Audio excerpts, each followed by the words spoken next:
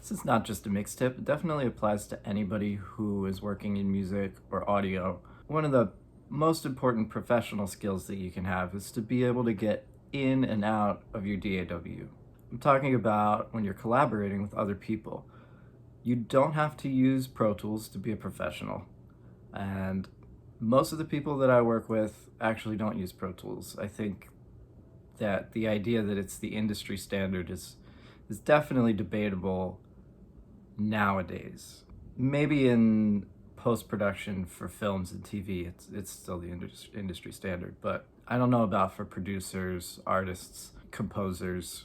A lot of the people that you're working with may be using Ableton, they may be using Logic, they may be using Pro Tools, and you don't want that to ever be a barrier to keep you from working with someone, or to make the process more difficult or take longer than it needs to. This could be if you're sending a song off to get mixed, or it could just be if someone is asking you to self-record and send them tracks for their song, whether that's an artist friend or a producer. The things that I always ask for when I'm mixing a track is I'm looking for consolidated audio files that are all the same length.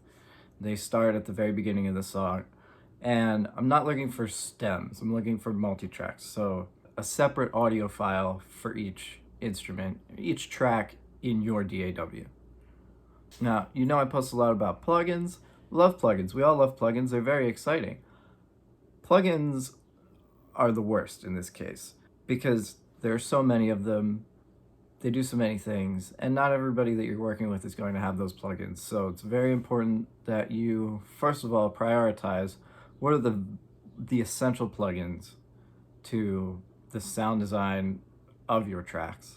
Take away any plugins that aren't important, and the ones that are important, commit those, render them to audio so that what you've done there is preserved when somebody else gets your tracks. It might sound funny, but this is a great thing to practice.